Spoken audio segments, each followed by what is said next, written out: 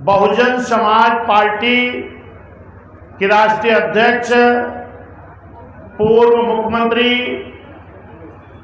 राज्यसभा लोकसभा की पूर्व में सांसद रही, इस देश में करोड़ों करोड़ गरीबों, शोषितों, मजलूमों की नेता, सर्व समाज की नेता माननीय बहन कुमारी मायावती जी के नीतियों में आशा विश्वास रखते हुए, बहुजन समाज पार्टी में अपने आशा और विश्वास रखते हुए जिन हजारों साथियों ने, भाई दिलीप पाल जी हैं, हमारे मौर्या जी हैं, जिन्होंने बाबा साहब की मूर्ति, 5 मूर्तियां जो मुझे जानकारी मिली है, ये खरीद करके लोगों को भेंट किए हैं लगवाने के लिए।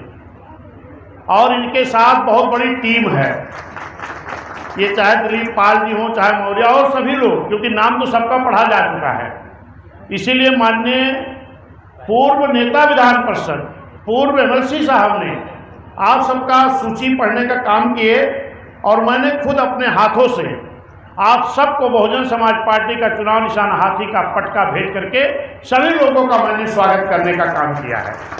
जो भी साथी यहाँ हैं इस प्रांगण में, जो भी साथी प्रांगण में हैं, मैं आप सभी साथियों का बहुजन समाज पार्टी की तरफ से, मंच साथियों की तरफ से, अपनी तरफ से बहुत बहुत हार्दिक स्वागत, अभिनंदन, वंदन करते हैं। सम्मानित साथियों,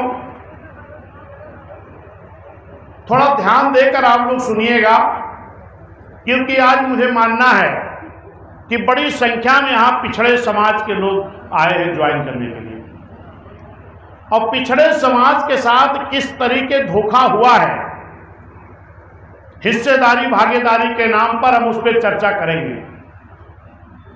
साथियों, इस देश का संविधान डॉक्टर बी.आर. अम्बेडकर साहब ने बनाया है,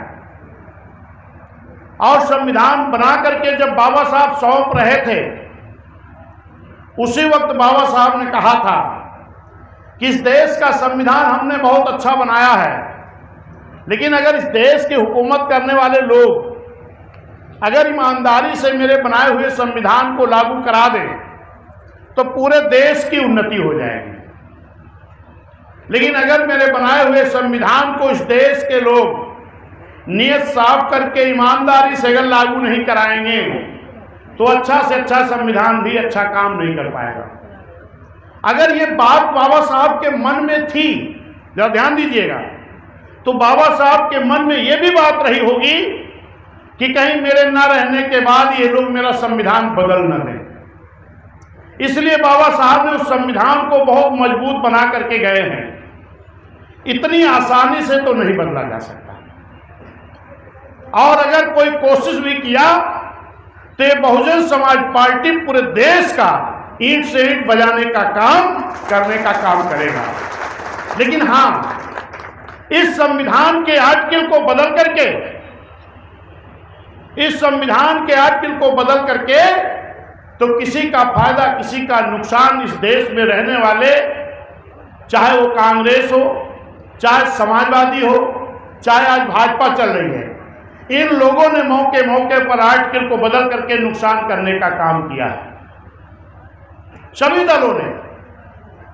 मेरे सम्मानित साथियों, बाबा साहब का आप तस्वीर जब देखते हैं, ये देखिए सामने तस्वीर खड़ी है बाबा साहब की। बाबा साहब के हाथ में क्या है? संविधान है। एक हाथ में बाबा साहब के संविधान है और एक हाथ से बाबा साहब इशारा कर रहे हैं। बाबा साहब क्या इशारा कर रहे हैं? बोलो कोई। बाबा साहब इशारा कर रहे हैं कि इस संविधान में हमने बड़ी मेहनत से आपको वोट का अधिकार दिया है। अगर इस वोट का आपने सही उपयोग कर लिया तो इस देश के प्रधानमंत्री की कुर्सी बहुजन समाज पार्टी के कब्जे में होगी। और जब तक ये कुर्सी, बाबा साहब कह रहे हैं, जब तक ये कुर्सी, बाबा साहब कह रहे हैं कि जब तक ये कुर्सी बहुजन समाज के हाथ में नहीं आएगी तब तक मेरा बनाया हुआ संविधान ईमानदारी से देश में लागू नहीं हो सकता। अब बाबा साहब ने संविधान तो बहुत अच्छा बना के गए, लेकिन उस संविधान में साथियों 2 चीज बाबा साहब ने 3 चीजों के लिए ज्यादा संघर्ष करना पड़ा। एक तो आरक्षण के लिए, और एक सर्व समाज, सर्व जाति, सर्व धर्म, सभी लोगों को वोट का अधिकार मिले इसके लिए, और इस देश की महिलाओं को पढ़ने लिखने का वोट का अधिकार मिले इसके लिए। सम्मानित साथियों, क्योंकि इस देश में दोहरी गुलामी थी। एक गुलामी थी अंग्रेजों की, जो पूरा देश गुलाम था। दूसरी गुलामी थी इस देश के बड़े बड़े राजे रजवाड़ों की। वो गुलामी इस देश के कुछ लोग करते थे। वो दोहरी गुलामी कौन लोग करते थे? जो इस देश में आर्थिक, सामाजिक, शैक्षिक, राजनैतिक, जो हर तरह से पिछड़े थे। किसी जाति के नहीं, जो भी पिछड़े थे वो दोहरी गुलामी करते थे। वही तो राजे रजवाड़ों के यहां हलवाई करते थे, वही उनके यहां जाकर के काम करते थे। देश की आजादी के बाद भी उनको आजादी नहीं मिली थी। मैं धन्यवाद देता हूं बाबा साहब को। बाबा साहब ने अथक प्रयास करके एक साइमन कमीशन मंगाने का काम किया, और साइमन कमीशन गांव-गांव सर्वे कर रहा था। क्या सर्वे कर रहा था? कि इस देश में जो आर्थिक, सामाजिक, राजनीतिक, शैक्षिक हर तरह से पिछड़े हैं, इनका नाम सूची में दर्ज हो जाए, ताकि इन पिछड़ों को आरक्षण मिल जाए, ताकि आरक्षण के बल पर ये पिछड़े लोग अगड़ों की बराबरी कर सके। बाबा साहब भी उस साइमन कमीशन की कमेटी में थे। दिन भर बाबा साहब कमेटी के साथ रहते थे। रात में बाबा साहब उन पिछड़े समाज के मोहल्लों में, गांव में, वार्डों में जाते थे और कहते थे, कल आपके गांव में भी साइमन कमीशन के लोग आएंगे, तो आप भी अपनी सच्चाई उस सूची में दर्ज करा देना, ताकि आप सबको आरक्षण दिया जा सके। लेकिन ऐ मेरे सम्मानित साथियों, जैसे बाबा साहब निकल करके आते थे, तैसे कुछ वो लोग भी गांव में पहुंच जाते थे जो आपको आरक्षण नहीं देना चाहते थे। वो जाके पूछते थे कि बाबा साहब आए थे क्या? तो लोग कहते थे हाँ बाबा साहब तो आए थे। तो बाबा साहब क्या बता के गए हैं? तो लोग बताते थे कि बाबा साहब बता के गए हैं कि सूची में नाम दर्ज करा देना। तो जो आपके विरोधी थे वो कहते थे अगर आप सूची में नाम दर्ज करा देंगे तो आप तो छोटी जाति में हो जाओगे, आप तो नीची जाति में हो जाओगे। ए मेरे सम्मानित साथियों, जिन लोगों ने बाबा साहब की बात को माना, उन्होंने अगर समतल एरिया के लोगों ने सूची में नाम दर्ज कराया तो अनुसूचित जाति के हो गए। पहाड़ी क्षेत्रों के लोगों ने जो बाबा साहब की बात को माने, सूची में नाम दर्ज कराए तो अनुसूचित जनजाति में हो गए। जिन लोगों ने बाबा साहब की बात को नहीं मानी, अपने दुश्मनों की बात की मानी, वो क्या रह गए? वो रह गए पिछड़े के पिछड़े। हमने पहले बताया ना कि सर्वे किसका हो रहा था? पिछड़ों का। जो लोग बाबा साहब की बात को माने, सूची में नाम दर्ज कराए, वो हो गए एससी और एसटी में, और जो बाबा साहब की बात को नहीं माने वो पिछड़े के पिछड़े रह गए। वही है यादव, पाल, मौर्य, प्रजापति, नाई, बढ़ई, लोहार, कुम्हार, राजभर, बिंद, जो भी ओबीसी समाज की जाति के लोग हैं, ये वही पिछड़े हैं जो आज ओबीसी कहे जाते हैं। लेकिन धन्यवाद दो बाबा साहब को। बाबा साहब ने जब देखा कि ये कुछ हमारे लोग जो मेरी बातों को नहीं मान रहे हैं, चलो इनके लिए बाबा साहब ने फिर संविधान में आर्टिकल 340 के तहत व्यवस्था दिया। आर्टिकल 340 के तहत व्यवस्था दिया कि जब इस देश की हुकूमतें बनेगी, वोट पड़ेंगे, साइलेंट कर दो भाई, जब इस देश की हुकूमतें बनेगी तो फिर इनका सर्वे करके इन पिछड़ों को भी आरक्षण दे दिया जाएगा। ए मेरे पिछड़े बैकवर्ड के समाज के लोगों, जरा गौर करिए। पहली बार 1952 में वोट पड़ा है। 1953 में फिर एक नई कमेटी बनाई गई जिसका नाम रखा गया काका कालेलकर आयोग। ये काका कालेलकर आयोग की रिपोर्ट 1953 में बनी और 1957 में इसकी रिपोर्ट आ गई। अगर ये 1957 में काका कालेलकर आयोग की रिपोर्ट जिनकी सरकार थी इस देश में, अगर उसको लोकसभा राज्यसभा के पटल पर रख करके लागू करा दिए होते तो मेरे पिछड़े समाज के लोगों, आपको 1957 में भी आरक्षण मिल गया होता। जो आपको डीडीसी, बीडीसी, जिला पंचायत चेयरमैन, नगर पालिका, महानगर पालिका वार्डों में जो आपका आधा अधूरा आरक्षण है, यह आपको मिलना चाहिए था 1957 में। लेकिन यह आरक्षण क्यों नहीं मिला? क्योंकि आज जो संविधान दिखाते हैं, जो कहते हैं संविधान की रक्षा करेंगे, यही कांग्रेस के लोगों की सरकार थी। इन लोगों ने उस सर्वे रिपोर्ट को लोकसभा राज्यसभा के पटल पे नहीं रखा। जब जरा गौर करिए, लागू कब होने थी? 57 में। लागू नहीं किया गया कब तक? 77 तक। फिर 77 में उसी कांग्रेस के खिलाफ एक बड़ा मोर्चा बना।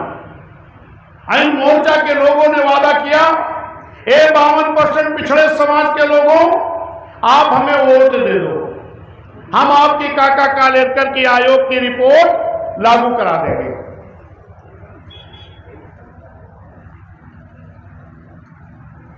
लेकिन सम्मानित साथियों, यह कब तक कहा गया?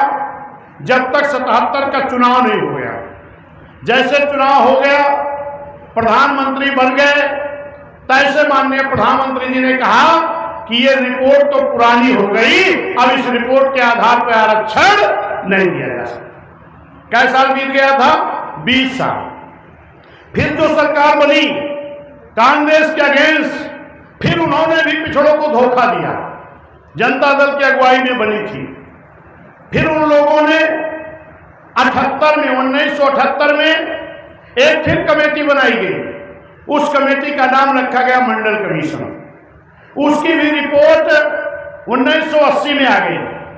लेकिन ये मेरे सम्मानित साथियों, तब तक फिर घूम फिर के कांग्रेस आ गई थी। फिर वो रिपोर्ट नहीं लागू हुई, फिर आपको आरक्षण नहीं मिला। फिर आरक्षण आपको कब मिलता है? पहली बार जब 89 में, ध्यान दीजिए इधर, पाल साहब बात मत करें, नहीं डिस्टर्ब होते हैं। पहली बार जब 89 में बहुजन समाज पार्टी के 3 एमपी जीत करके आए। बिजनौर से बहन कुमारी मायावती जी, पंजाब से हरभजन सिंह लाखा जी, आजमगढ़ से रामकृष्ण यादव जी। तब उस वक्त मानवर कांशीराम साहब ने कहा, मान्या बहन जी, आप पार्लियामेंट तब तक नहीं चलने देंगी जब तक कि पिछड़ों का मंडल कमीशन लागू करके इन पिछड़ों को आरक्षण नहीं मिल जाता। और उधर मानवर कांशीराम साहब ने ओट क्लब बोर्ड पर एक रैली किए, धरना दिए, आंदोलन किए, और पूरे देश में बहुजन समाज के लोगों को मानवर कांशीराम साहब ने कहा कि आप जाओगे तहसील मुख्यालय, जिला मुख्यालय, मंडल मुख्यालय पर आप लोग धरना दोगे और एक ही नारा लगाओगे, मंडल कमीशन लागू करो वरना कुर्सी, मंडल कमीशन लागू करो वरना कुर्सी। हे मेरे पिछड़े समाज के लोगों, उस वक्त भी आप नहीं जागे।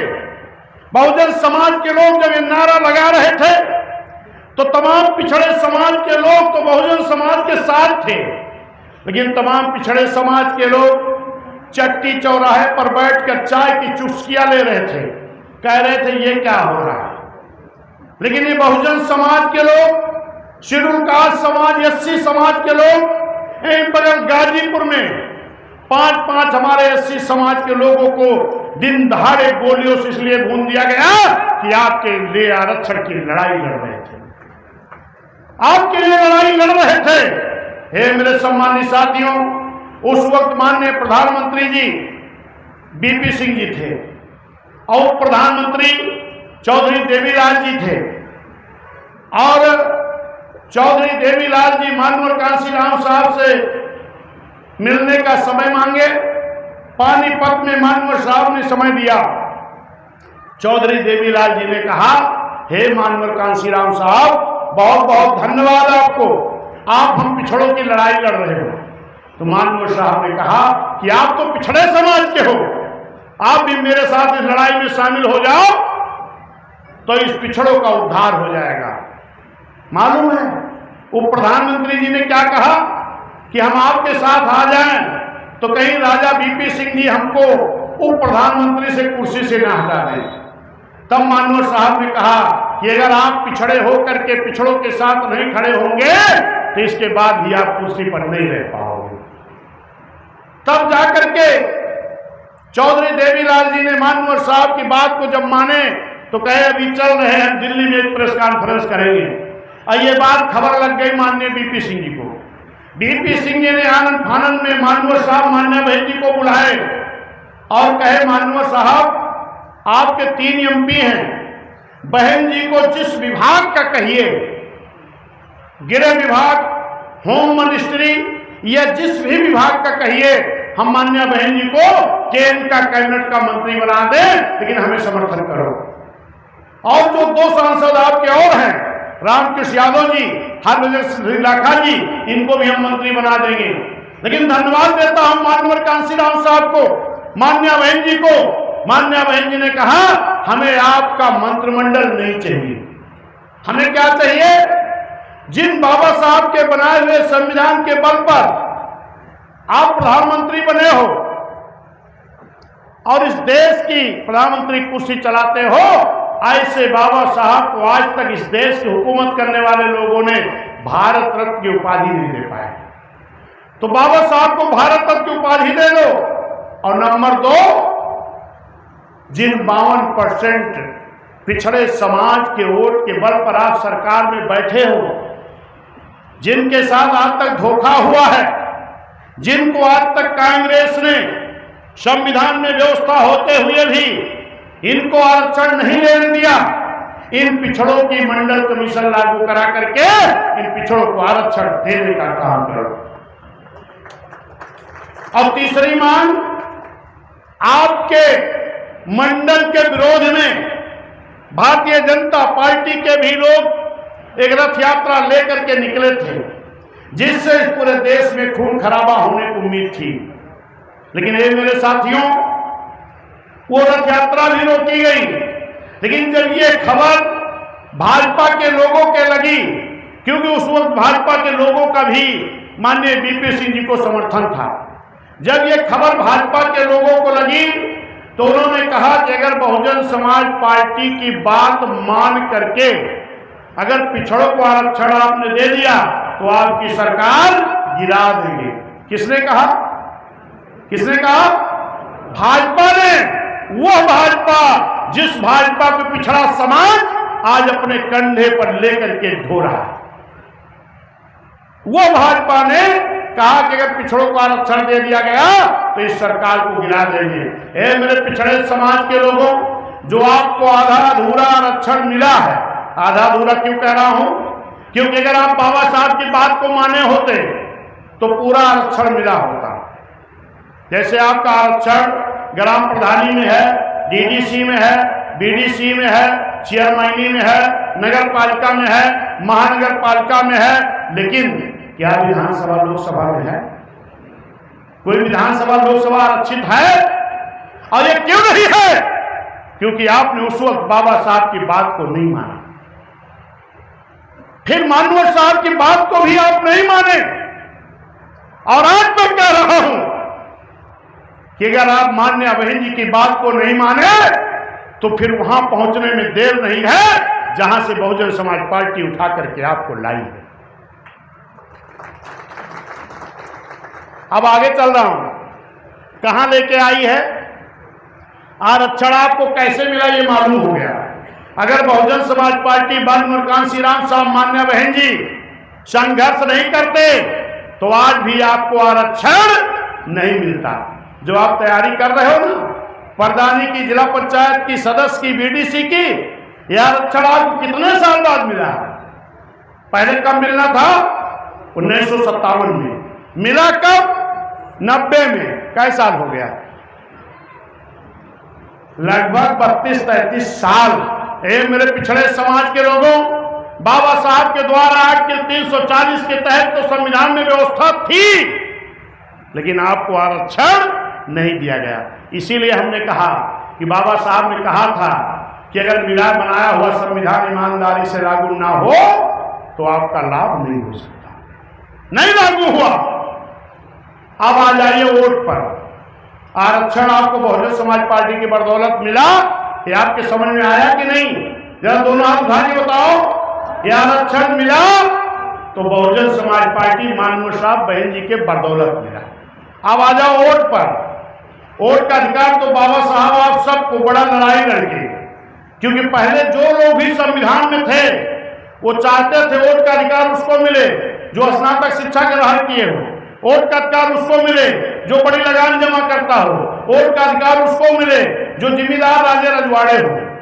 हमें लगता है यहां जितने लोग बैठे हो हमारे खानदान में किसी के पास स्नातक शिक्षा थी क्या?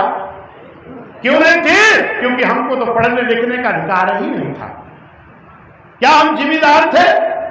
क्या हम राजे रजवाड़े थे? क्या हमारे पास शिक्षा थी? नहीं थी। इसका मतलब अगर बाबा साहब नहीं लड़े होते तो आपको वोट का अधिकार भी नहीं मिला। तो धन्यवाद दो बाबा साहब को, उन्होंने लड़ करके आप सभी लोगों को वोट का अधिकार बराबर का दिलाने का काम किया। लेकिन मेरे साथियों, वोट पढ़ना कब शुरू हुआ? 1952 में। बीएसपी का गठन कब हुआ?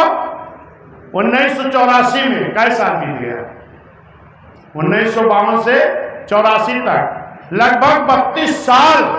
जरा गौर करिएगा पिछड़े समाज के लोगों, आप ही हो जो सरकार को बैठाए हो। 32 साल तक ये पिछड़े समाज के लोग, लगभग 78 ऐसी जाति के लोग थे। कितने? 78। जो 32 साल तक वोट का अधिकार तो था, वोट देते भी थे, लेकिन तुम्हें चुनाव लड़ने का अधिकार नहीं था। धन्यवाद दो माननीय कांसी राम साहब मान्य बहन जी को। जब बहुजन समाज पार्टी बनाए तो उन्होंने एक नारा दिया। उन्होंने एक नारा दिया कि जिसकी जितनी संख्या भारी उसकी उतनी जोर से बोला बाबू, हिस्सेदारी। कब? 32 साल बाद। 32 साल तक आपका हक छीना गया। संविधान में व्यवस्था वोट के होने के बाद भी, आपका अधिकार होने के बाद भी आपको चुनाव नहीं लड़ाया गया। बहुजन समाज पार्टी बनने के पहले पाल समाज के लोग चुनाव नहीं लड़ने को पाए। राजभर समाज के लोग, प्रजापति समाज के लोग, विश्वकर्मा समाज के लोग, मौर्य समाज के लोग, तमाम ऐसी जाति के लोग रहे जिनको चुनाव लड़ने को नहीं दिया गया। और तमाम हमारे नौजवान जो आज बसपा के अलावा दूसरे दलों में हैं, वो जानते हो क्या कहते हैं? कि उस वक्त हमारा समाज लड़ने लायक नहीं रहा होगा। मेरे पाल समाज के लोगों जरा गौर करो, 1952 में जब पहली बार वोट पड़ा है तो आपके समाज के बेटे बंशीधर धनगर जी इटावा से पहले चुनाव में ही विधानसभा निर्दल जीत करके जाने का काम किया। फिर 57 में निर्दल ही पार्लियामेंट जाने का काम किए हैं। और जो आज आपको कहते हैं हम भयवादी वाले हैं, 1952-57 में इनके समाज का कोई नहीं जीत के गया था।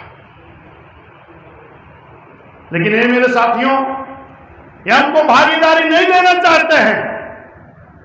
लेकिन जब बहुजन समाज पार्टी बनी तो दर्जनों टिकट पाल समाज को, दर्जनों प्रजापति को, दर्जनों राजभर को, दर्जनों मौर्य को, दर्जनों निषाद को, दर्जनों कुम्हार को ये कब मिला?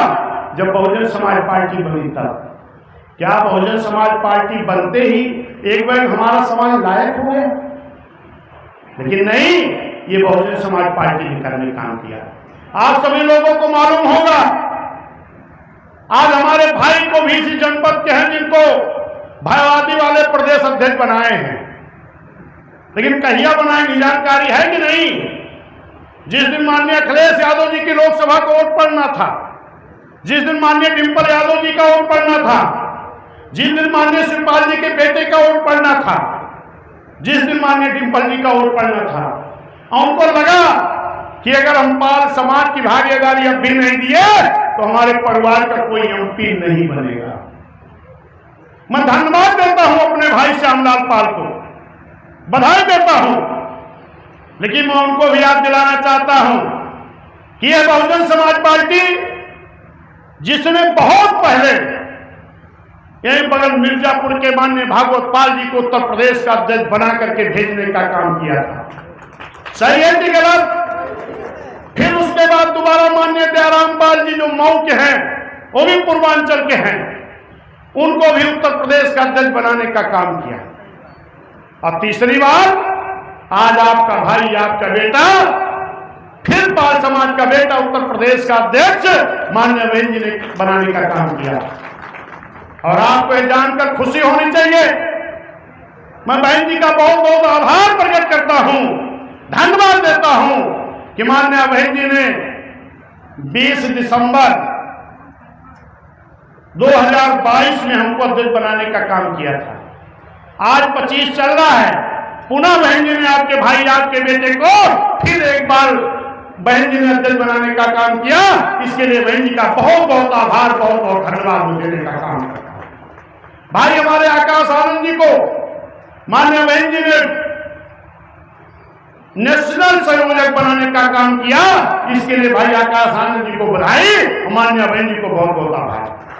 मेरे सम्मानित साथियों, इतने नहीं, आज जितने भी पाल समाज में नेता आप देखोगे 90% वो आपको बहुजन समाज पार्टी रूपी नर्सरी से ही तैयार होके गए हैं। चाहे आपके एसपी सिंह बघेल रहे हो, इनको भी राज्यसभा और राष्ट्रीय महासचिव बहन जी ने बनाया, चाहे भागवत पाल जी विधायक मंत्री प्रदेश अध्यक्ष, चाहे दयाराम पाल जी एमएलसी और मंत्री, चाहे रामशंकर पाल जी, चाहे श्री राम पाल जी, चाहे उद्धव पाल जी, चाहे पूजा पाल जी, चाहे राजू पाल जी, चाहे रामोदार पाल जी, चाहे सतीश पाल जी, चाहे शेर किशन लाल बघेल जी, कितना गिनती कराएंगे। जब सरकार बहन जी की थी तो विधायक के अलावा 9 मंत्री बिना विधायक के भी बनाए गए थे, 9। और जो उच्च सदन होता राज्यसभा का, आज तक उत्तर प्रदेश से कोई भी इस देश के उच्च सदन में नहीं गया। अगर एसपी सिंह बघेल जी राज्यसभा में गए तो उनको भी कोई और नहीं, माननीय बहन जी ने भेजने का काम किया। श्री राम पाल जी अगर राज्यसभा गए तो उनको भी माननीय बहन जी ने भेजने का काम किया। एक घटना आपको हम सुना दें। एक बार झांसी में एक बहुत बड़ा सम्मेलन हो रहा था और माननीय श्री राम पाल जी मुकथित थे। वहां के समाज के लोगों ने पूछा कि आप तो राज्यसभा हो गए हो, पाल समाज की कितनी भागीदारी मिली, इसको बताओ। जब समाज के लोगों ने घेरा तो उनका हार्ट अटैक हो गया, और हार्ट अटैक हो गया तो झांसी के मेडिकल कॉलेज में उनको भर्ती कराया गया। और उसी के दूसरे दिन उरई में एक बहुत बड़ा पाल सम्मेलन था। माननीय बहन जी ने मुझे फोन आया कि आपको उस सम्मेलन को संबोधित करने जाना है। जब मैं गया तो मैं पहले जाकर के, आज तो मैं कुर्ता पहना हूं, नहीं मैं ज्यादा सफारी सूट पहनता हूं, मुझे नेता देखने में नहीं लगता। मैं गया तो पहले भीड़ में बैठ गया तो लोग जानते हो क्या कह रहे थे, श्री राम पाल के तो हार्ट अटैक भवा है, ये जने पूर्वांचल से आओ था विश्वनाथ पाल, आज उन्होंने हार्ट अटैक है। और जब हमने सुना तो हमने लोगों से कहा जब हम मंच पे आएंगे तभी समझना कि हम आ गए। फिर जब हम मंच पे गए तो हमने कहा हमारा समाज बहुत दुखी है, समाज की भागीदारी नहीं मिल रही, पहले समाज से बात कर ले, समाज क्या चाहता है तभी भाषण करेंगे।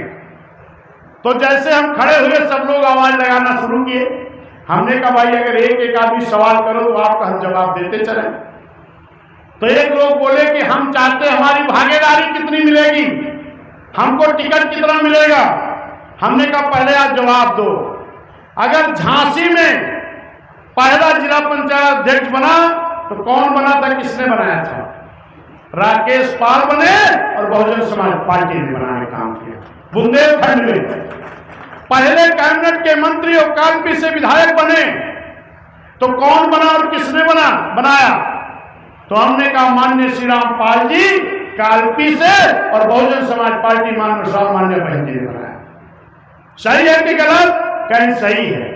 हमने कहा आपका जिला पंचायत अध्यक्ष भी बीएसपी ने बनाया, विधायक भी बनाया, मंत्री भी बनाया, और इस देश के उच्च सदन राज्यसभा में राज्यसभा का सांसद भी आपके बुंदेलखंड से कौन बन के गया?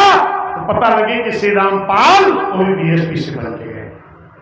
हमने कहा बताओ विधायक चाहते हो कि टिकट? कहीं बिना टिकट के कैसे विधायक बनेगा? हम कहें समझ लो थोड़ी देर में, जरा ध्यान दीजिए तभी समझ में आएगा। 2007 के चुनाव में मान्या बहन जी ने पाल समाज को 8 टिकट दिया था। कितना? 8। और जीत के कितने आए? 2। 2007 में कौन जीत के आया? आपके इलाहाबाद पश्चिमी से माननीय पूजा पाल जी, और आपके ही मंडल के फतेहपुर से माननीय अयोध्या पाल जी। आपके मंडल के ही 2 विधायक बहुजन समाज पार्टी से, और किसी दल से कोई विधायक नहीं, कोई टिकट भी नहीं। जरा गौर करिएगा इस बात को। तो हमने कहा जरा आप बताओ, आज टिकट बहन जी ने दिया, अवार्ड में जीते कितने आप? 2। कितना परसेंट रिजल्ट आया? 25%। अगर आपके रेशियो में रिजल्ट आता तो क्या बहुजन समाज पार्टी की सरकार बनती? लेकिन 2007 में बीएसपी कितने विधायक बने थे? 206, यानी आधे से ज्यादा। हमने कहा धन्यवाद तो बहुजन समाज पार्टी का, मान्या बहन जी का, आपका रिजल्ट तो 25% आया। लेकिन जब बहुजन समाज पार्टी की सरकार बनी तो मान्या बहन जी ने प्रताप सिंह बघेल आगरा से एक एमएलसी बना दिया, मनोनीत विधायक। कितने हो गए? 3। प्रभावती पाल जौनपुर को एमएलसी बना दिया, कितने हो गए? 4। हो गए कि नहीं 50%? धन्यवाद तो बहन जी को कि मान्या बहन जी ने कहा कि हमने तो 8 टिकट दिया, कहीं से चूक हो गई। अगर पाल समाज नहीं जीत के आ पाया तो मनोनीत करके 2 विधायक भेज देंगे, 50% का रिजल्ट आपका आ गया कि नहीं? फिर उसी वक्त एसपी सिंह बघेल को राज्यसभा, एक राज्यसभा का मतलब एक लोकसभा, एक लोकसभा जीतने के लिए कैसे सीट जीते पड़ा था? 5। तो 5 और जोड़ दे, 5 4 कितने हो गए? 9। और एक राज्यसभा श्री राम जी की 5 और जोड़ दिया, 9 5 14, यानी बहन जी ने टिकट दिया 8, और जब सरकार बन गई तो विधायक हो गए 14। अब है ना खुश का तो सब पाल समाज के लोग बतावा। और अगर राज्यसभा मानो तो 2 सांसद और 4 विधायक किसने बना के दिया? बहन कुमारी मायावती जी। लेकिन अब की क्या हुआ? हमारे समाज के लोग अक्सर कहते हैं भैया हमारे पाल समाज के भागीदारी कितनी है। ये भागीदारी के बाद तो करा थी, लेकिन जब वोट दिए खोत है तो ये ना देखते कि हमारी भागीदारी कहां मिली है। पुरान बात याद दिलाओ छोड़ा। अभी ये लोकसभा में बीएसपी का टिकट दे रही, पाल समाज के लोग बोला भैया क्या टिकट? 3। सपा का दे रही, जोर से बोला। 1 भाजपा, 1 कांग्रेस, 1 और बीएसपी 3। आयलू गहलू कैंडिडेट का नहीं दे रही। एक जेपी धनगर जी जो राष्ट्रीय अध्यक्ष धनगर समाज के हैं, जो लोग कहा करते थे बीएसपी तो धनगरों का विरोधी है, वही बहुजन समाज पार्टी जेपी धनगर के बेटे को हाथरस 80 सीट से चुनाव लड़ा करके दिखाया कि आपका हितैषी कौन है, आपका भला करने वाला कौन है। लड़ाया कि नहीं? और दूसरी सीट इटावा से कौन लड़ा? पूर्व सांसद शारिका बघेल। फिर हमने कहा मान्या बहन जी एक धनगर लड़ गया, एक बघेल लड़ गया, लेकिन बहन जी पाल नहीं लड़ेगा तो हम क्या जवाब देंगे? तो बहन जी ने कहा बताओ। हम कहें बहन जी माननीय कांसी राम साहब के चुनाव एजेंट बने थे, माननीय जगन्नाथ पाल जी आपके बीच में हैं, बहन जी एक पाल को भी लड़ाने का काम करिए। आपके जिले से लड़े ना, फूलपुर से लड़े ना, लेकिन वह मेरे पाल समाज के लोगों सिला क्या दिया आपने? 3 टिकट देने वाली पार्टी को एक भी वोट नहीं। अब उमा शंकर भाई आप ना सोचा, कुछ लोग तो दिए में है, ये 3 टिकट देने वाली पार्टी को वोट नहीं दिया गया। अरे और कहीं मत देते मेरे भाई, लेकिन जहां आपका भाई लड़ रहा था यहां तो दे देते। दिए थे क्या आप लोग? दिए थे। इलाहाबाद पश्चिमी में माननीय राजू पाल जी विधायक बने थे, सही है कि गलत? कितने वोट होंगे पाल समाज के वहां? कितने होंगे पाल समाज के वोट? 40,000। और माननीय पूजा पाल जी भी विधायक वहीं से बनी।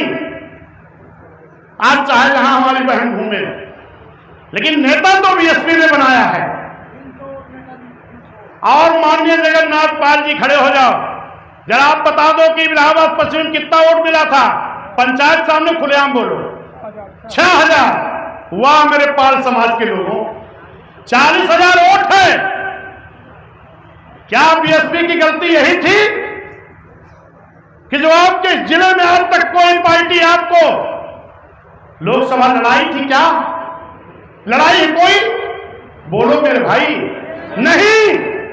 अगर पहली बार बीएसपी ने लोकसभा आपके भाई को लड़ाया, तब भी आप भाई के साथ नहीं खड़े हुए। सही किए कि गलत? अब तो नहीं गलती होगी, जोर से बोलो।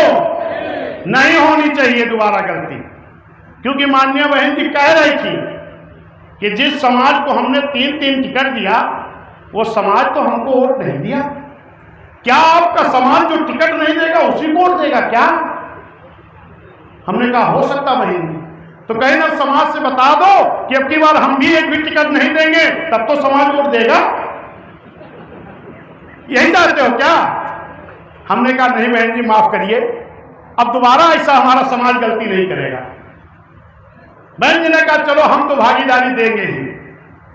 ये मेरे सम्मानित साथियों, पाल समाज में हमने गिनाया, मौर्य समाज में जितने नेता हैं, चाहे स्वामी प्रसाद मौर्य हों, चाहे मौर्य हों, चाहे RS कुशवाहा हों, चाहे बाबू सिंह कुशवाहा हों, जितने भी हैं वो आप देखिए वो अध्यक्ष होने लगे हर जिले में भर है मौर्य, लगभग 75 माह 50-60 जिले में। सही है कि गलत? लेकिन आज वो उनके पीछे घूमना चाहती, जो अपने अलावा क्यों कुछ मांग ही नहीं सकते। प्रजापति में शिवचरण प्रजापति, जोगीलाल प्रजापति, जगदीश प्रजापति, लोकेश प्रजापति, लाइन से। नाई समाज का बेटा अगर विधायक नहीं बन पाया तो हीरा ठाकुर MLC एक बार, फिर हीरा ठाकुर MLC 2 बार, फिर रामचंद्र प्रधान नाई बिरादरी के MLC, फिर उनका भाई अध्यक्ष। आज तो वही हीरा ठाकुर जो कुछ सदन के मेंबर थे, आज मेंबरी का दौलत है दूसरे ढंग कि कहूं उप बन जाए, उपाध्यक्ष हो गया। विश्वकर्मा समाज का अगर कोई नहीं जीता था, कृष्णमुरारी विश्वकर्मा जी, निषाद समाज में दर्जनों, राजभर समाज में दर्जनों, यानी मैं कितना गिनती कराऊंगा। मेरा कहने का मतलब बीएसपी अगर नहीं आई होती तो पिछड़ों का कोई नेता नहीं दिखाई। बीएसपी बनने के पहले ये पिछड़े समाज के लोगों की राजनीतिक भागीदारी कितनी थी मालूम है? कितनी? 1.5 से 2%। कितना? 1.5 से 2%। लेकिन जब बहुजन समाज पार्टी आई तो नारा दिया कि जिसकी इतनी संख्या भारी उसकी उतनी हिस्सेदारी। तो दर्जनों विधायक, सांसद, MP सभी समाज में अगर बने तो बहुजन समाज पार्टी माननीय कांशीराम साहब बहन जी की देन है। समझ गए कि नहीं? और आज क्या हो रहा, थोड़ा 10 मिनट और समय दो बस। आज क्या हो रहा, संविधान दिखाया जा रहा कि हम संविधान बचाएंगे, हम आरक्षण बचाएंगे। जरा गौर करिएगा मेरी बात को। माननीय बहन जी की सरकार में एक भर्ती हो रही थी, बैकलॉग भर्ती। बैकलॉग भर्ती किसकी हो रही थी? SC ST OBC की, यही तो हो रही थी। बहन जी ने पहले सबकी भर्ती की, ब्राह्मण, क्षत्रिय, वैश्य, मुस्लिम, पिछड़ा, SC ST OBC सबकी। फिर बहन जी ने जिलाधिकारियों से कहा कि जरा जांच करो कि बाबा साहब के आरक्षण की दी हुई नौकरी कितनी हमारी खाली है, कितनी भरी है। ये मेरे साथ में जरा गौर करिएगा। जब बहन जी ने जांच कराई तो लाखों नौकरी खाली मिली। कैसे? बाबा साहब आरक्षण की जगह तो निकालते थे, बाबा साहब के आरक्षण के बल पर जगह तो निकलती थी, लेकिन जो अधिकारी रहते थे वो आरक्षण वाली नौकरी नहीं देना चाहते थे। जगह निकलती थी, फार्म भरा जाता था, सब कुछ हो जाता था, लेकिन जैसे भर्ती हुई नंबर आवत रहा तैसे एक लेटर बनावत रहे, क्या? इस पद के उपयुक्त कैंडिडेट न होने के नाते ये भर्ती निरस्त किया। निरस्त कर करके लाखों नौकरी खाली है। अब आज हमारा SC ST OBC समाज का नौजवान रोजगार भटक रहा है। सही है कि गलत? और बहन जी ने जब बैकलॉग भर्ती शुरू की, लाखों लोग नौकरी पाए। ये भर्ती कौन लोग लगा दिया, जानकारी है कि नहीं? BSP 7 से 12 के बाद कौन आया? सपा। कौन मुख्यमंत्री हुआ? OBC का। जरा ध्यान दीजिएगा, OBC का। और भर्ती किसकी हो रही? SC ST OBC की। और OBC का मुख्यमंत्री SC ST OBC की भर्ती को रोक लगा देते। अब कहते B टीम BSP है, क्या करे? कहने रोक लगा दी भैया। बैंक ने SC ST ठेकेदारी में आरक्षण दिया, आर्टिकल को बदल करके किसने रोक लगाया? समाजवादी ने। बैंक ने तमाम SC समाज के अधिकारियों को बाबू से बड़े बाबू, DYSP से SP, तहसीलदार से SDM बनाया, और इनको भी फिर डिमोशन करके अपमानित करने का काम किसने किया? किसने किया? समाजवादी। प्रमोशन का आरक्षण का बिल कौन फड़वाया? वाह भैया, कहा था तुहार संविधान बचाओ आरक्षण बचाओ, कुल हमारे खत्म कर गए। और तमाम ऐसे SC समाज के लोग भी उस विधानसभा लोकसभा में बैठे थे जब खाड़ा गया बिल, और जब ये कानून पास करा रही थी समाजवादी, जिनको हमारे लोग कहते हैं हमारी जाति का ये वोट दे दिए, और सदन के अंदर जब आपका हिस्सा छीना जा रहा था तो वो सांसद और विधायक एक बार भी नहीं कह पाए कि माननीय नेताजी कुछ मत लीजिए, हमें मत दीजिए कुछ, लेकिन जो बहन जी ने दिया है इसको मत लीजिए। क्या कोई बोला? ऐसे लोगों के जाति के नाम पर वोट दे गए हमारे लोग। हम लोगों को यह देखना है कि जाति पे ना पार्टी पे बटन दबेगी तब भला होगी बाबू। इतना नहीं, माननीय बहन ने प्रदेश के विकास के लिए तमाम बड़े बड़े जिलों को छोटा छोटा जिला किया। जिलों का नाम किसके नाम रखा? भीमनगर, अंबेडकर नगर, माननीय कांशीराम साहब नगर, छप्पई साहूली नगर, संत रविदास नगर, संत कबीर नगर, गौतम बुद्ध नगर, ज्योतिबा फुले नगर। ये मेरे सम्मानित साथियों, जिन दल के लोगों ने हमारा सब कुछ छीना, फिर हमारे महापुरुषों को भी अपमान किया। सुल्तानपुर से बगल जो जिला बनाया उसका नाम महीने ने क्या रखा जानते हो? छत्रपति साहू जी महाराज नगर। छत्रपति साहू जी कौन है? पिछड़े समाज में जन्मे, आरक्षण के जनक, कुर्मी समाज में जन्मे, आरक्षण के जनक, बहुजन के मसीहा। अगर उनके सम्मान में बहन ने जिला बनाया तो इनकी छाती क्यों फट रही थी? पिछड़े समाज वाले नेता की। इन्होंने क्या किया? छत्रपति साहू जी महाराज के नाम को बदल करके अमेठी कर दिया, भीमनगर को बदल करके संभल कर दिया। माननीय कांशीराम साहब जिनके बदौलत हम लोग को राजनीति मिली, माननीय कांशीराम साहब का नाम बदल करके क्या कर दिया? कासगंज। संत रविदास नगर बदल क्या कर दिया? भदोई। रमाबाई नगर बदल क्या कर दिया? कानपुर देहात। क्या ऐसे लोगों से उम्मीद करते हो कि आपका भला करेंगे? बोलो। तो इस समझ के, सोच समझ के आप वोटिंग करनी होगी। और इधर आ जाइए भाजपा, जो भाजपा कहती है पाल साहब चाहे जितना समझाओ तो हाथ तो वोट हम राशन दे के ले लेंगे। सही है कि गलत? हे साथी जरा गौर करवाओ, ये राशन तो पहले भी मिलता था, लेकिन शायद इसकी कीमत रही, सर खड़े हो पड़ेगा, इसकी कीमत रही होगी।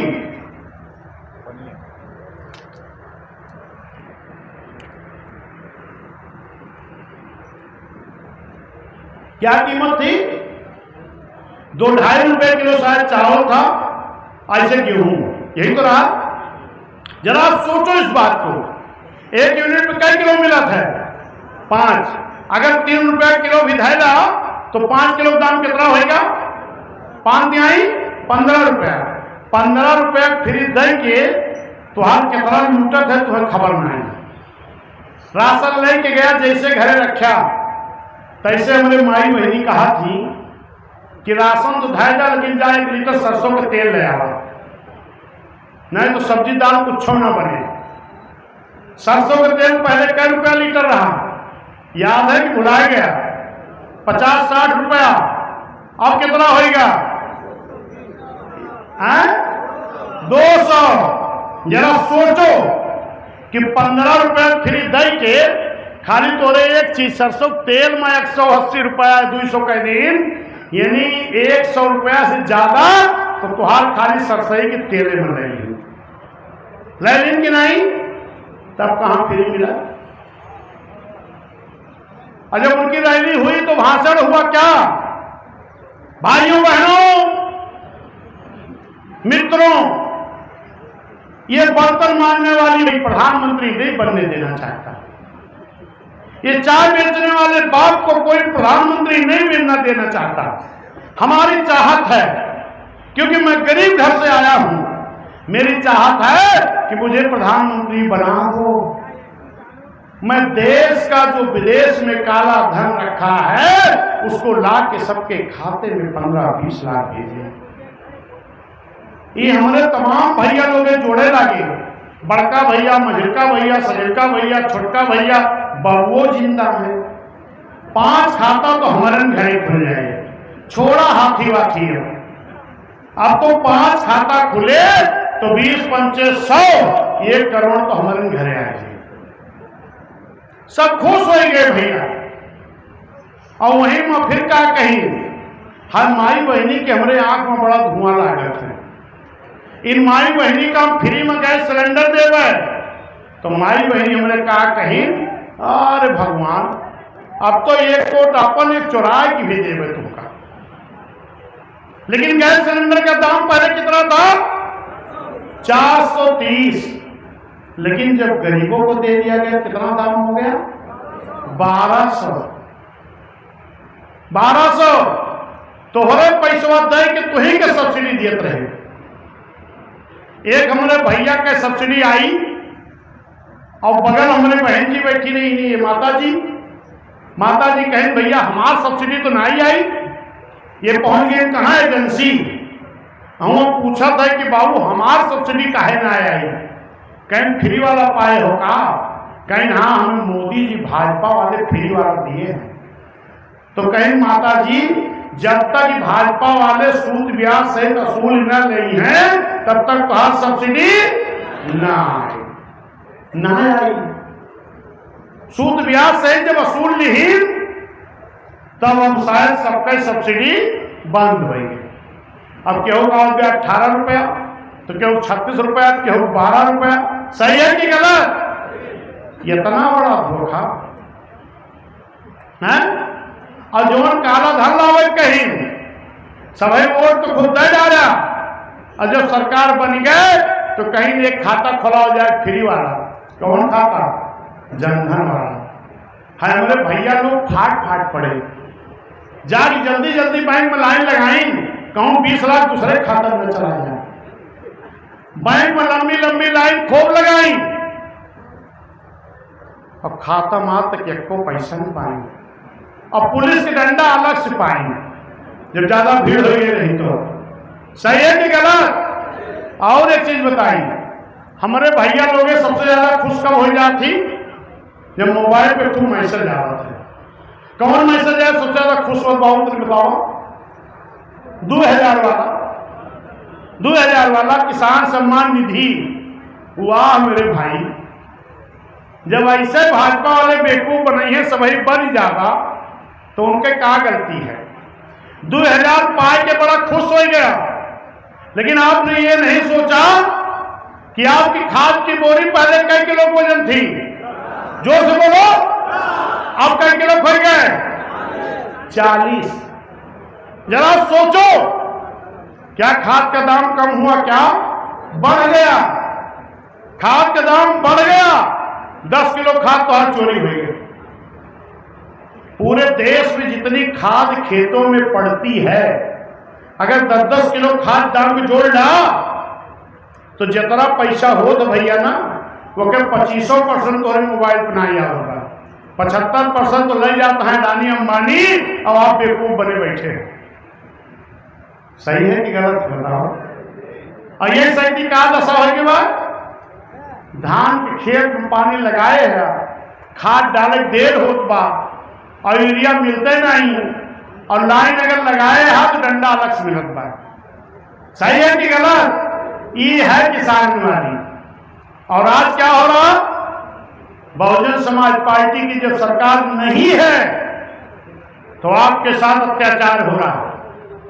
अभी इसी कौशाम्बी में एक पाल समाज की बेटी के साथ दरिंदगी की गई, आप सभी लोग जानते होंगे। दरिंदगी करने वाला कानून के लोगों ने, अधिकारियों ने उसको जेल भेज दिया, और अगर उसके पिताजी ने अपने बेटे की कृत्य से क्षुब्ध होके अगर उसने आत्महत्या कर लिया तो उसमें पीड़िता के घर वालों का क्या दोष है? लेकिन एक मुख्यमंत्री के दबाव में जो आरोपी था वो तो जेल के बाहर हो गया, लेकिन जो पीड़िता थी उसके पिता, उसके भाई, उसके चाचा को जेल भेज दिया जा रहा है। यही है अंधा कानून कि आज हमको न्याय नहीं मिल पा रहा। अभी बांदा में एक निषाद समाज की 3 साल की बेटी के साथ गलत कृत्य करके हत्या कर दी जाती है। अभी बलिया में चौहान समाज की बेटी की हत्या कर दी जाती है। अभी रसड़ा में एक बहू के साथ छेड़खानी होती है, एससी समाज की बहू थी, उसकी एफआईआर भी हो गई, लेकिन एक भाजपा के नेता के दबाव में उसकी गिरफ्तारी नहीं हुई। गवाही कौन थी? उसकी ननद 11 साल की उम्र थी। गिरफ्तारी जब नहीं हुई, नतीजा क्या हुआ कि कुछ दिनों बाद उस 11 साल की बच्ची की लाश निवस्त करके उसी के घर में टांग दिया। क्या हो रहा है इस सरकार में? पूरी तरह जंगल राज कायम है। अभी गोंडा में एक पासी समाज की बेटी, हमें तो देख के सुन करके गुस्सा भी आता है और आंसू भी आता है। पासी समाज के 2 लोग थे अपने पति पत्नी खेत में, और उनकी तबीयत खराब हुई। बेटी से कहे, बेटी तुम खेत की रखवाली करो, मैं अभी दवा लेके आता हूं। दिन में 10 बजे की बात है, दिन में 10 बजे की। और जब वो दवा लेके लौटते हैं घर तो अपने बहू से पूछते हैं, क्या बिटिया खाना खाने आई? कहीं नहीं, सुबह ही गई थी चाय पी के, 2 बज गया, खाना खाने नहीं आई। जब उनके माँ बाप खेत में पहुंचते हैं तो बेटी के तन पे कपड़े नहीं होते हैं, हत्या कर दी जाती है दिन दहाड़े 12 बजे। और सरकार अपनी पीठ थपथपाती है कि कानून का राज चल रहा। अभी मुझे 1 तारीख को जाना है, कहां पर? वो फिरोजाबाद में एक पाल समाज के लोग बकरी चरा रहे थे। बेटी 9 साल की थी, कहीं बेटी जरा देखो हम चाय पी के आ जाए। आधे घंटे के बाद लौट करके आते हैं तो उस बेटी नहीं, बेटी की लाश मिलती है। कितना इंतजार करोगे? क्या ये देख रहे हो कि मेरा नंबर कब आएगा? तब आप चिंतित होंगे। जब तक मान्य बहन जी मुख्यमंत्री नहीं थी, ये गरीब समाज के लोग अपने घर के सामने कुर्सी पर भी नहीं बैठ पाते थे। हम इंसान के रूप में तो मां के पेट से जन्म लिए हैं, लेकिन हमको इंसान नहीं समझा गया, हमको तालाब में भी पानी नहीं पीने दिया गया। ये सब संभव कब हुआ? जब इस देश के बड़े प्रदेश उत्तर प्रदेश में मान्या बहन जी मुख्यमंत्री बनी था। जब से हमारी हुकूमत नहीं है, एक साजिश के तहत कहा जा रहा बहुजन समाज पार्टी खत्म हो गई, बहुजन समाज पार्टी मिट गई। जरा उनसे नजर मिला के कहो, एबीएसपी को खत्म करने वाले लोगों, जरा आंख खोलकर देख लो। अभी चुनाव आयोग ने सूची जारी किया है। इस देश की 6 पार्टियां राष्ट्रीय पार्टी हैं, तो उसमें तीसरे नंबर की इस देश की राष्ट्रीय पार्टी कोई और नहीं, ये बहुजन समाज पार्टी है, जिसको लोग कहते खत्म हो गई। क्यों कहते हैं? एक साजिश के तहत एक साजिश की जा रही है कि अगर बहुजन समाज पार्टी आ गई तो बाबा साहब का संविधान इस देश में ईमानदारी से लागू हो जाएगा। इस देश में अगर बाबा साहब के संविधान को कोई मानता है, कोई ईमानदारी से लागू कराना चाहता है, तो अकेली पार्टी बहुजन समाज पार्टी है। क्या कभी बहुजन समाज पार्टी ने कोई मैनिफेस्टो लागू किया? क्या कोई घोषणा पत्र लागू किया? क्या? क्यों नहीं? क्योंकि बहुजन समाज पार्टी कहती है हमारा मैनिफेस्टो, हमारा घोषणा पत्र झूठे वादों वाला नहीं है, जुमलों वाला नहीं है। हमारा घोषणा पत्र, हमारा मैनिफेस्टो अगर कुछ है तो बाबा साहब का बनाया हुआ भारतीय संविधान है। जिस दिन बहुजन समाज पार्टी हुकूमत में आएगी, बाबा साहब का संविधान ईमानदारी इस देश में लागू करा देगी, उसे दिन देश फिर से इसकी पूरी उन्नति हो जाएगी। बाकी लोग क्या करते हैं? जुमला पत्र जारी करते हैं, घोषणा पत्र जारी करते हैं, बाद में कहते हैं जो जुमला है। कोई कहेगा 8,000 देंगे, कोई कहेगा 2,000 देंगे, कोई कहेगा फला चीज देंगे। उनसे कह दो भीख नहीं चाहिए, हमें शिक्षा चाहिए, हमें रोजगार चाहिए, हमें दवा अच्छी चाहिए, हमें महंगाई नहीं चाहिए जो महंगाई चल रही है। मालूम है आपको, मान्या बहन जी की सरकार में एक सफाई कर्मी का पद निकला था। वो सफाई का पद क्यों निकला था? क्योंकि बहन जी जानती हैं कि आज भी तमाम गांव में ऐसे गरीब घर हैं जिनके घर में कक्षा 5-8 से ज्यादा शिक्षा नहीं है। क्या ऐसे गरीबों के घरों में सरकारी नौकरी नहीं होनी चाहिए? क्या होनी चाहिए कि नहीं? अगर होनी चाहिए, इस देश के किसी नेता ने इस बात को क्यों नहीं सोचा? इस बात को अगर किसी ने सोचा तो मान्य बहन जी ने सोचा। लाखों नौकरी मिली है, 1,08,000 से ज्यादा हमने अपनी आंखों से देखा। जरा गौर करिएगा, तमाम ऐसे घरों में मेरे भाई नौकरी लगी है जिनके घर में छप्परिया भी अच्छी नहीं थी, छप्पर का घर भी नहीं था, जिनके घर में माँ बाप के तन में अच्छे कपड़े नहीं थे, जिनके घर में गरीबी के नाते अच्छे भोजन नहीं बनते थे, जिनके घर में गरीबी के नाते बच्चे स्कूल नहीं जाते थे। मैं तो धन्यवाद देता हूं बहन जी को, देवी का रूप है, जो ऐसे गरीबों घर में भी नौकरी दे दी कि जिन घर में आज छत भी पड़ गई, माँ बाप के तन में अच्छे कपड़े भी आ गए, बच्चे अच्छी ड्रेस पहन के बसों पर बैठकर स्कूल जाने लगे। अगर 1 महीना की सैलरी का राशन खरीद कर ले आए तो कोटेदार के यहां जाके भीख नहीं मांगनी। यह दिया है बहन जी ने। गांव गांव में तमाम सरकारी जमीनों का पट्टा दिया है बहन जी ने कि अगर अपनी खेती करके अनाज पैदा कर लो तो तुम्हें उनकी भीख की जरूरत नहीं पड़ेगी। शिक्षा के लिए बहन जी ने 5,000 स्कूल प्राथमिक विद्यालय खोले थे। आवाज की सरकार 5000 बंद कर रही। जरा विचार करो कि आज के 15 साल पहले बहन जी को 5000 प्राथमिक विद्यालय खोलने की जरूरत पड़ी, और आज 5 साल बाद और विद्यालय खुलने चाहिए। लेकिन ये 5000 बंद करने की साजिश हो रही। इसका मतलब कि आपसे आपकी शिक्षा छीनने की तैयारी की जा रही है। बहन जी ने 5000 ज्यादा प्राथमिक विद्यालय खोला, हजारों हाई स्कूल, हजारों इंटर कॉलेज, हजारों polytechnic college, ITI college, medical college, paramedical college, homeopathic college, engineering college, महाविद्यालय किसने खोला? बहन जी ने। लाखों नौकरी बहन जी ने, पुलिस की भर्ती, गार्ड की भर्ती, आंगनबाड़ी की भर्ती, सफाई कर्मी की भर्ती। और आज क्या होगा?